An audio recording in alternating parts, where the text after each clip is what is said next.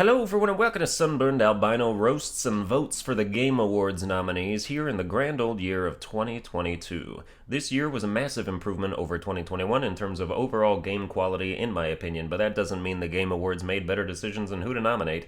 Join me as I talk shit, but also give praise where it's due in this fun pastime of both celebrating and denigrating video games. We're going to start by skipping every esports category and getting right into the meat and potatoes of what people came here to see. Most anticipated game. Two of these titles were on here last year, and if that's allowed, then I'm wondering why we haven't seen The Elder Scrolls 6 shoring up this category for the last 3 years. I actually don't have any complaints here. All 5 of these games definitely deserve some anticipatory acclaim. I've come around on Starfield since last year's video after seeing a deep dive into the gameplay systems and have concluded that it's gonna fucking rock. It's funny though how the most progress we've gotten on Legend of Zelda Tears of the Kingdom since last year is that we now know it's called Legend of Zelda Tears of the Kingdom. For my personal vote, it's between Starfield and Hogwarts Legacy. I think on concept alone, I would say Hogwarts, but when it comes to how I think it'll turn out, there's a lot more variance there. Like, Hogwarts Legacy could be anywhere from a 6 to a 9, based on what I've seen, whereas Starfield inspires more stoic confidence. I'll go Starfield. I literally just want to play a Fallout/Skyrim game in space, and that's what this is. Next is Best Adaptation, a game thing that turned into a movie or TV thing. I've seen 3 of these. The Cuphead show was one of those things where I watched it and I was like, how come? I would have been better off never having heard the voices they chose for the main characters. Cuphead's like, "Hey, Mugman, what are you doing out here, you ugly mug?" And then Mugman's like, "Why you gotta be so mean all the time, Cuphead? That really hurts." So that kind of shit. I watched Sonic 1 and 2 and generally enjoyed both of them, even though they're not great, and then Uncharted is just Uncharted, but without all the murder. I don't think Tom Holland drops a single body in that movie, even though Nathan Drake canonically has killed at least 1,000 men. I guess it wouldn't translate well to a movie because the motive for killing hundreds of people is just chasing after lost treasure, which isn't a morally upstanding reason to fill up a cemetery with mercenaries, but I mean, they're mercs, and they're trying to kill them too, so I don't know, it should still work. If they make an Uncharted 2, I want to see more open firefights and Tom Holland blasting people with a grenade launcher after getting shot 12 times and regenerating his health. As for who to vote for, I know Arcane and Edge Runners got rave reviews and are the clear winners, but I haven't seen either of them, so I think I'll just abstain. Next is Best Debut Indie, with Neon White, Norco, Stray, Tunic, and Vampire Survivors. I don't have a grasp on which other indie games this year were debuts, so I'll probably save the "they didn't nominate this game" malding for just the Best Indie category. Neon White is amazing. I don't know what the hell Norco is. Stray has the worst ending of any game this year. Tunic is good for what it is, but not really my cup of tea. And Vampire Survivors is the most cost-effective budget nomination ever. It's kind of unfair how addicting Vampire Survivors is and how much mileage you get out of it when the concept is so simple and it costs like $3. I have 44 hours in it, 10 times more than any other game here, but it's also the only replayable game that isn't a narrative adventure unless you're going for leaderboard times in Neon White, which I did spend some time doing as well. So going through all the nominees and all the categories beforehand, I noticed 3 things that really stood out to me negatively. We'll get to all of them as the video goes on, but the first baffling thing is the Game Awards board's apparent obsession with Stray. Not only is it nominated here for Best Debut, it's in multiple other categories, including Game of the Year. I really don't understand. It's an 8 out of 10 game made into a 7 by its garbagely unsatisfying ending. I guess the game journalists who submitted their nominations really loved how all the platforming was done automatically. I enjoy being a cat and knocking paint cans off scaffolding as much as the next guy, but it doesn't make for Game of the Year material against shit like God of War and Elden Ring, just plainly not up to snuff to contend with actual juggernauts, and I'm putting my damn foot down. I'm voting for Neon White because it's legitimately the most overall fun game that came out this year. Your other games can have their epic narratives and densely packed open worlds, but Neon White is the king of pure fun gaming goodness. Next up is Content Creator of the Year, and the second negative thing that stood out to me. If Nibelian wins Content Creator of the Year, he will be the first nominee in history to win a Pity Award. This dude's claim to fame is watching showcases available to everyone and then tweeting what games are in there. I can't believe I've seen takes of people saying he's contributed more to gaming than anyone else. That's like giving a philosophy award to a parrot. When he tried to monetize his habits by starting a Patreon, he discovered that nobody actually gave a shit about gaming news that was neither insightful nor unique, and made a post about how he was going to quit Twitter because of what a failure that monetization attempt was,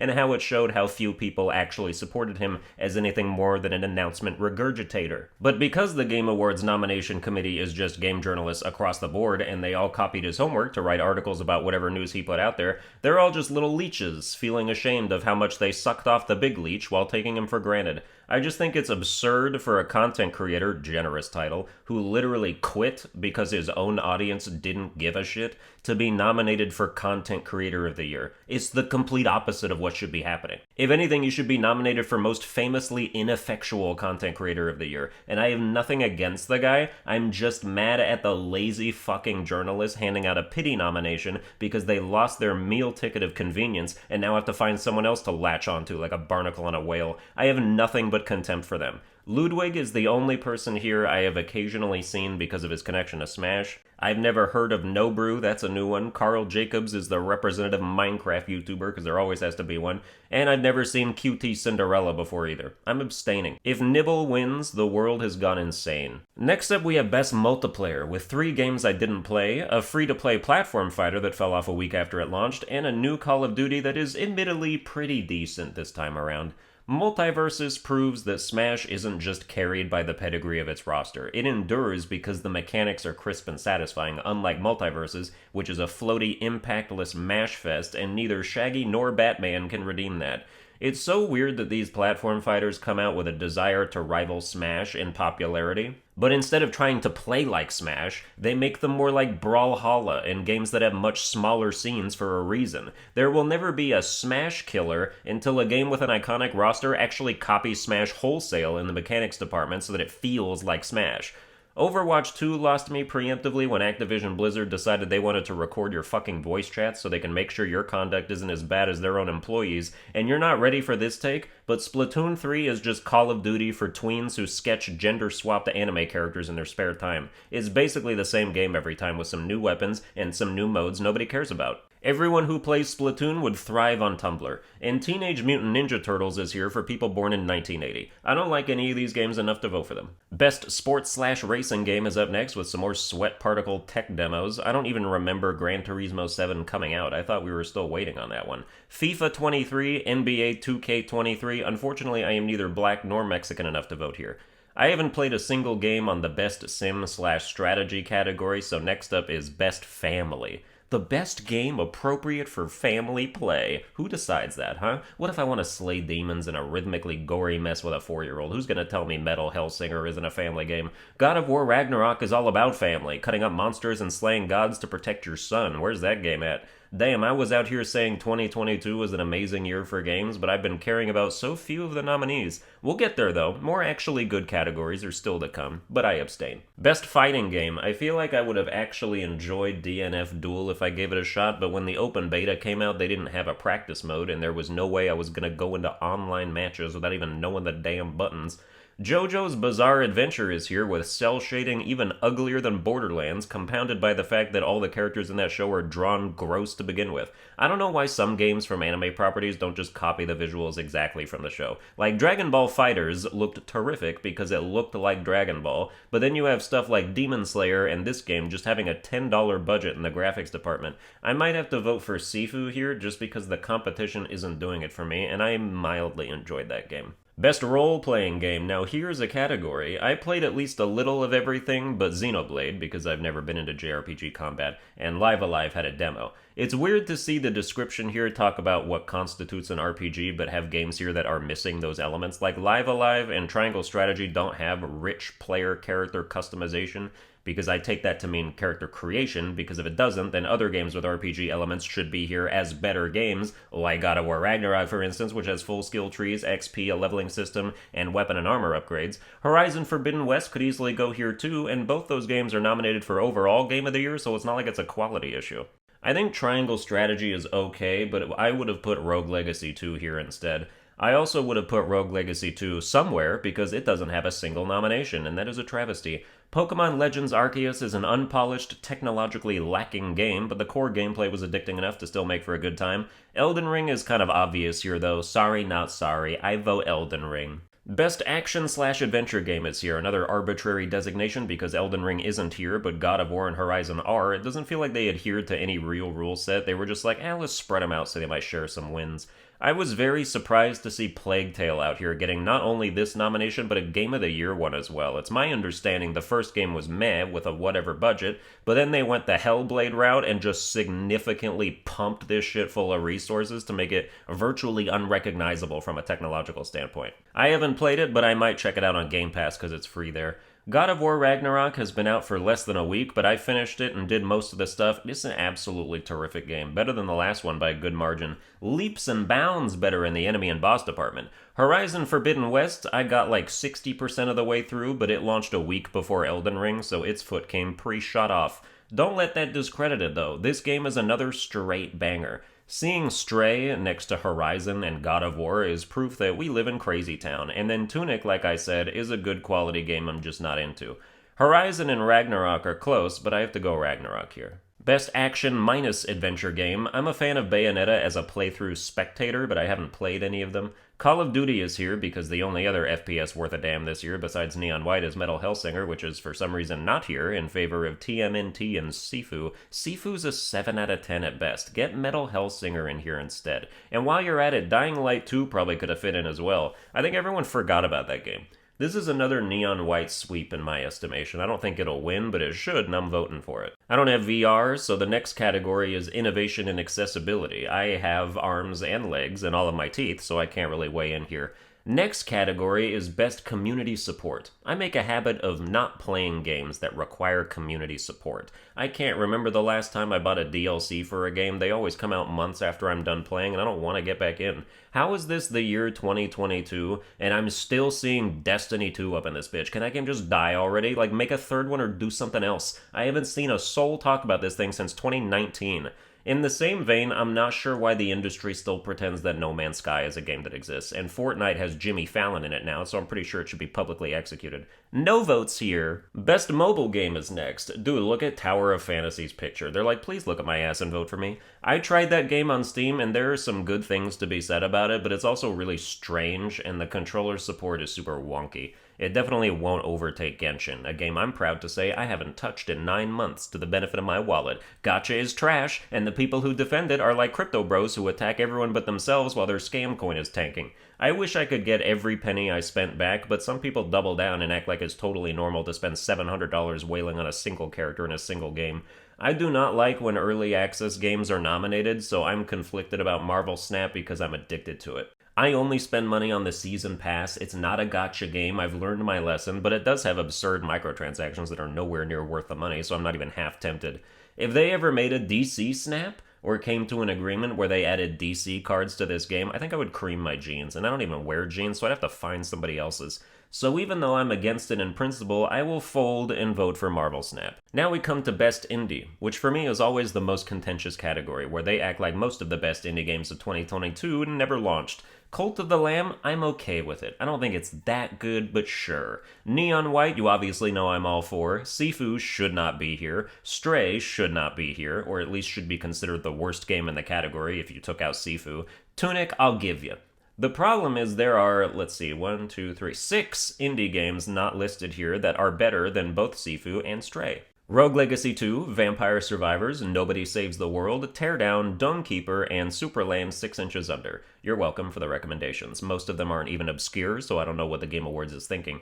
But even if all of those games were on the list, I'd still have to vote for Neon White, so I guess it doesn't really matter. Best ongoing game, yuck. This is just the community support category again. Abstain. And now the always lovely Games for Impact. See, it blows me away that the board will act like they never heard of relatively known indies like Rogue Legacy 2 and Teardown, But then they'll pull this list of games out of the most hidden and buried, inaccessible underground dungeon and say, look what we found. That's because game journalists care more about inclusivity and pretentious abstract narrative themes than they do about fun or entertainment, so they can brag to each other about how cultured and sensitive they are. As Dusk Falls is the only game I've heard of on here. That game's visuals are just a series of still images that blur into each other to create the illusion of animation. Meanwhile, I'm like, damn, I wish I could just see what was happening instead of watching cutscenes that are built to simulate what it would be like to blink through 90% of a story. No vote. Next is Best Performance, and I sure wish they listed which characters these people played. They got the game, they got the actor name, but these people don't necessarily look like their characters, so how do you know if you don't already know?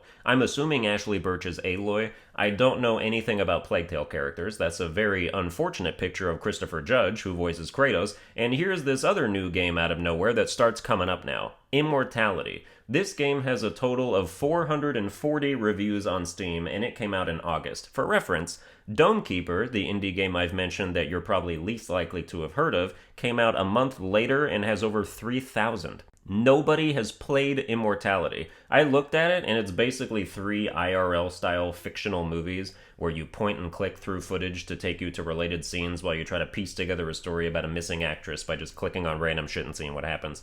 As someone who enjoys anime-style visual novels, I'm not gonna sit here and say, boo, this isn't a game, but like, damn, is the developer on the Game Awards board? Because he's the only one who's played this. I'm obviously a Ragnarok fan, but I really don't think I'm going to vote here. I just wasn't super taken with any of the vocal performances. They were good enough not to notice, which is a good thing, but they weren't standout either. If you're going to notice a vocal performance in a game, it's either because it's bad or incredible, and I don't think anyone reached incredible that I heard. I can't think of any top-notch performances this year, actually. I didn't last year either. It's just not something that happens too often. As an example, though, one instance of terrific voice acting to me is Cicero from Skyrim, and obviously Mark Hamill's Joker in the Arkham games. I have no vote on Best Audio Design, it's really just not something I pay attention to at all.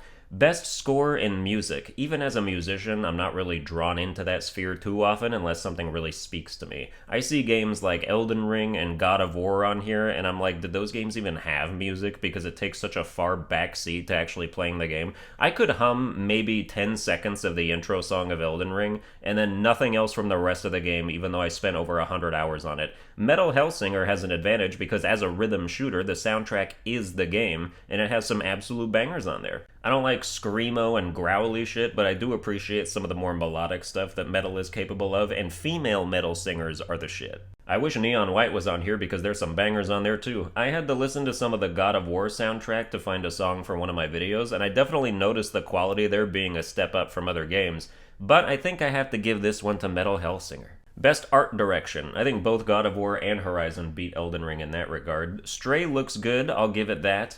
Scorn is great if you like bloody, pulsating cock machines and vor. Actually the most disgusting game of 2022. Everything is just nightmare genitalia. If you like it, there's something wrong with you, and I mean that sincerely. Unfortunately, it is the most standout game, so I have no choice, and I'm not happy about it. Best Narrative, there's Immortality again. If a game falls down in the forest and nobody's there to play it, does it even have 3 Game Awards nominations? Elden Ring for Best Narrative? Yeah, okay, why don't you go ahead and give the award to the YouTuber Lore Masters doing all the fucking work. Ragnarok's narrative is great, while Horizon's is just okay, so I'll go God of War on this one. Best Game Direction. Outstanding creative vision and innovation in design. Whoops, there's Immortality again, alongside 4 games nominated for Game of the Year outright. Neat! I would not give this to Elden Ring. I've spoken about this before, but Elden Ring's open world and general unwillingness to give you any location-based information isn't endearing or mysterious to me. It's a waste of time. What do you do the first time you play Elden Ring if you're trying to find everything? You just ride your horse around the edges of cliffs and do perimeter checks for half an hour, desperately searching for a cave or a dungeon door so you can experience some actual content. It won't be so bad on repeat playthroughs when you memorize where everything is, but initially it's a drag. Meanwhile, Horizon's out here with map markers and undiscovered locations, and because it launched so close to Elden Ring, people started comparing them and saying Elden Ring's more ambiguous mystique is superior, but I really don't feel that way when most people are going to end up looking up a guide or an interactive map to find stuff they missed anyway, and the game could have just done that for you in a way by nudging you to search certain areas. Meanwhile, God of War will show you which area to go for quests you're currently doing and put some points of interest on the map, and then save the rest for post-game, which I think is totally fine. But at their core, at their very essence, open worlds are a mechanism for time-gating content and artificially lengthening playtime, so any other aspects that help fight against that are a welcome sight in my eyes. I'm voting Ragnarok here because it has a more densely packed series of smaller open worlds, and that elevates it above Horizon for me. And now for the final category, Game of the Year 2022. 6 nominees of widely varying quality and deservedness.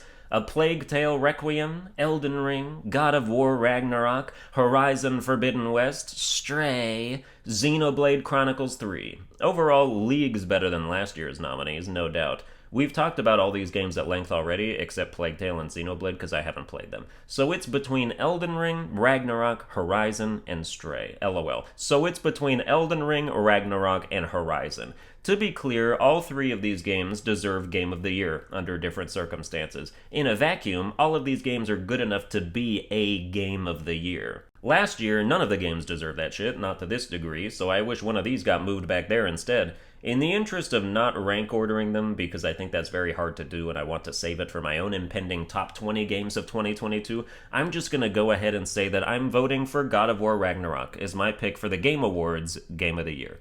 Well, that's going to do it for this video. I hope you enjoyed it. I'm already excited for next year's. Like, share, and subscribe. Follow me on Twitter at Sunburned Albino, and I'll see you guys next time.